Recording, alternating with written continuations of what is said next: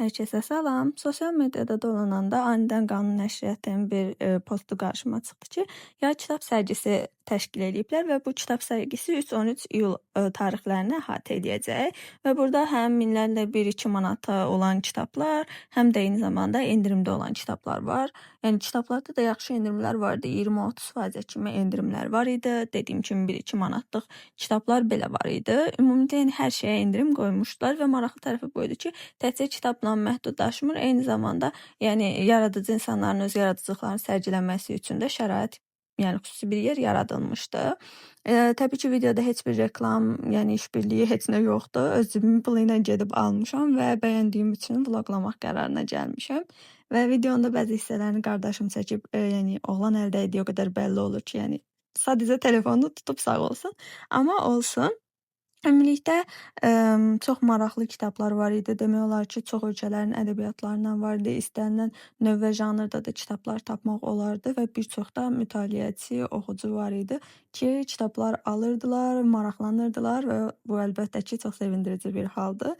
Mənim də bu yayım o qədər də yaylamadı, amma olsun, yenə də geri qalan müddət ərzində doyunca kitab oxumaq istəyirəm. Çünki bu il üçün mütaliə bacarığımı yetərincə qüvvədə saxlaya bildiyimi düşünmürəm. Burada da mutlu məsud kitablarımı aldıqdan sonra evə yola düşürəm. Evə çatan kimi isə sizin üçün xüsusi video çəkmişəm. Aldığım kitablar hansılardır və düşüncələrim nələrdir? Hello. Eve gələn kimi dedim açılım videosu eləyim.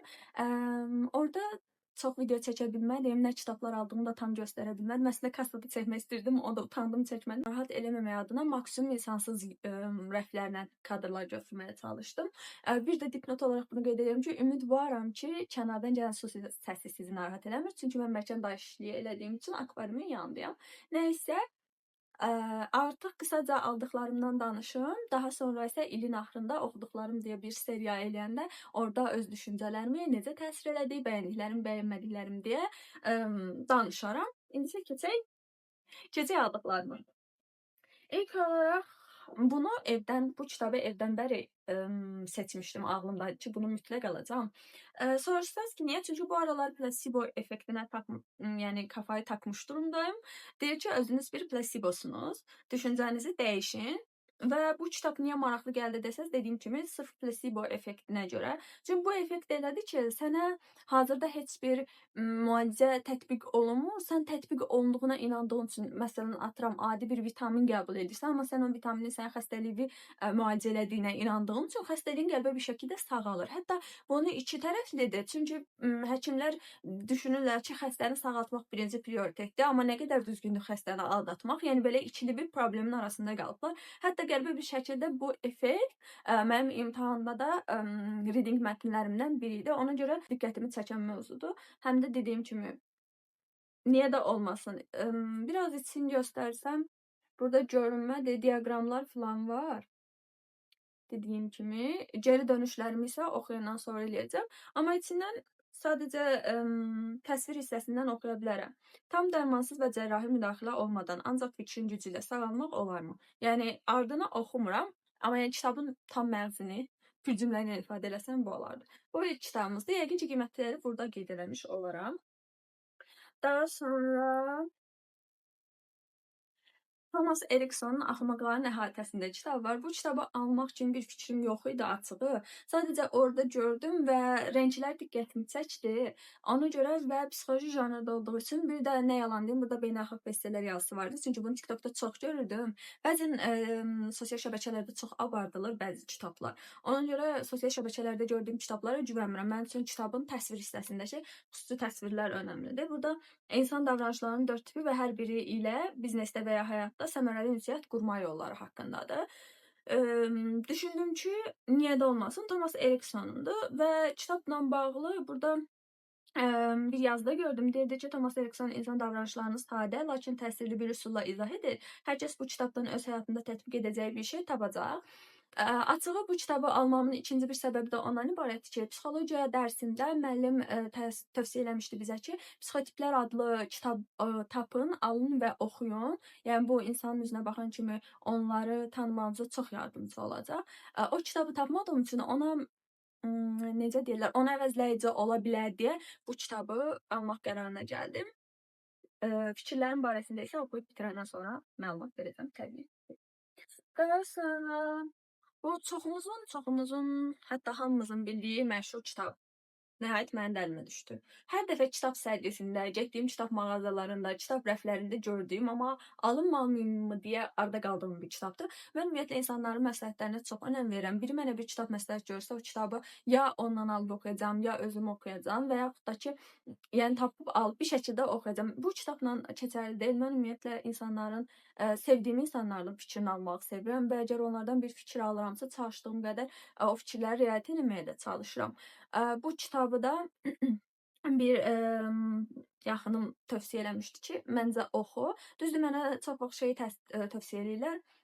Sizlə danışmışdım bundan kitab seriyamızda. Şüur Altı'nın Gücü kitabın, amma mən o kitabı heç bəyənmirəm açığı. Çünki bilmirəm insanlar orada nə oxuya bilir də mən o tərəfi görə bilmirəm. Kitabı yox, insanların zövqləri ilə bağlı məsələ.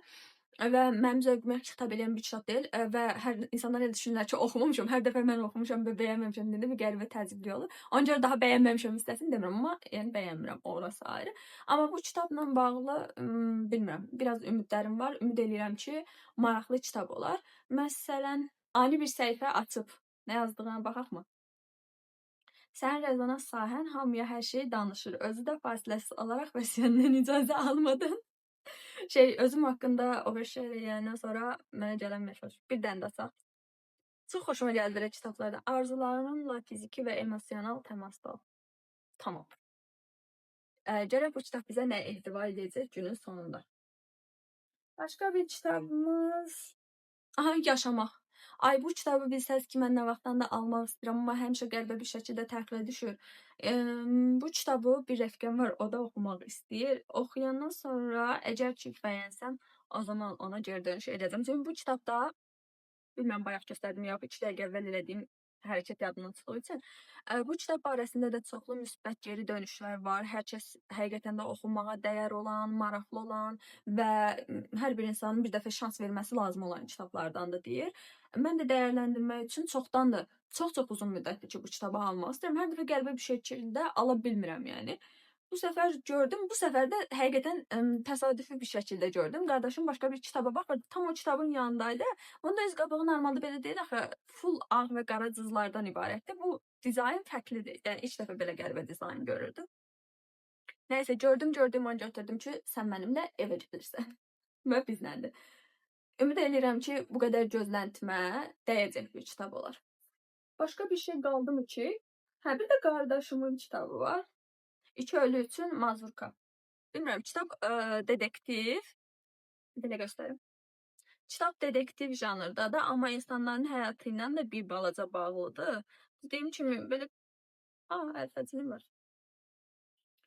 Romanında Ucqar Qalisiya əyalətində cərəyan edən hadisələr oxuculara kitabdakı çoxsaylı personajların xatirələri və söhbətləri vasitəsilə çatdırılır. 2 yerli sakinin qətli və qatildən intiqam almağa can atan insanların duyğu və düşüncələri romanın əsas süjet xəttini təşkil edir. Yəni belə dedektiv və psixoloji janrın birləşməsi olan bir kitabdır. Qardaşım bu janrı sevir deyə bu da məndən ona bir hədiyyədir. Ümid edirəm ki, oxuyub da bəyənər. Daha sonra məni bilən hər kəs bilir ki, Kiçik Şəhzadə demək mən deməkdir. Bu, məncə sizə kadrlarda da çəkmişdim. Gördüm və gördüyüm an, sən mənimlə evə gəlirsən. Burada bloknotdur. Nə üçün istifadə edeyim bilmirəm. Amma çox qəşəng deyilmi? Yəni, bir şey ki, Kiçik Şəhzadə var. Bunun çirkin olma ehtimalı 0%'dir. Sevdiyim şeylərə qarşı qorumacı olan mən. Bir də bu gündən planlarıma yapışdırmaq üçün stiker almışam. Saç biz belə atacam onu da. Hazır hətta. Bilmirəm yazısı göründü yoxsa yox. Terapiyamdır, həqiqətən elədi. Zaten kimin deyil ki. Bir də ümumilikdə, yəqin ki, çəkidə haralısa buralığa mı, artıq videonun hansı hissəsini bilmirəm qoymuş olaram. Ümumilikdə 50 manat 59 qəpiyə ödəmişəm. Videodan əvvəl ərinmədim, oturdum, hesabladım. Əgər öz orijinal qiymətlərini alsaydım, daha 14 manat neçəsə qəpik bahasını almış olurdum. Yəni bu kitablar mənə hardasa gəlib başa çıxacaqdı 65-66 manat civarında. Mən 50 manat 59 qəpik almışam. Belə çoxunda 20%. Yəni demək olar bir kitab xaric, bu qardaşım üçün aldığım kitab bu xaric, bu 30% endirimdəymiş. Qalan hər birinin sadəcə 20% endirim varmış, amma əlbəttə ki, niyə də yox. Yəni 14 manata bir dənə də kitab ala bilərdim. Yəni endirim olmasaydı daha baha başa gəldiydi. Yəni belə tədbirlərin keçirilməsi, belə yəni insanları oxumağa, maarifə cəlb eləyən necə deyim, tədbirlərin olması, endirimlərin olması çox mükəmməldir və yaxşı ki, yəni insanların faydalansın deyə belə yəni addımlar atılır. Heç nə reklam yoxdur, heç məndən xəbərləri də yoxdur nəşriyyatın. Nəysə, uzun sözün qısası 10 dəqiqə danışandan sonra bunlar mənim aldıqlarımdır. Bunları bəyənib bəyənmədiyim haqqında isə il sonunda yəqin ki, kitabları yorumlayanda xəbərimiz olacaq. Bugünlük bu qədər. Görüşmək ümidi ilə. Ümid edirəm ki, yay tətiliniz əla keçir. Sağ olun.